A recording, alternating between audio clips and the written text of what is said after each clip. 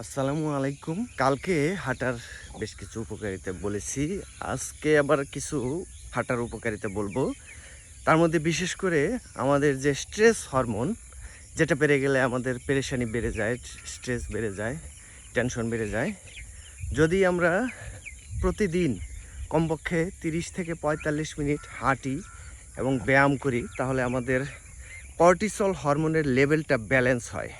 Cortisol হরমোনের ব্যালেন্সটা হলে আমাদের যেটা হয়, আমাদের শরীরের বেশ কিছু চেঞ্জ আসে।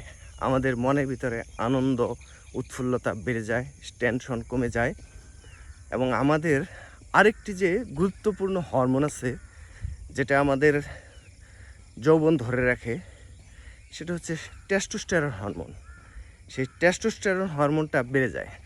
আপনি যখন আনন্দে থাকবেন, এক্সারসাইজ করবেন, তখন আপনার টেস্টোস্টেরন হরমোনটা বেড়ে যাবে এবং আপনার শারীরিক সুস্থতা চলে আসবে।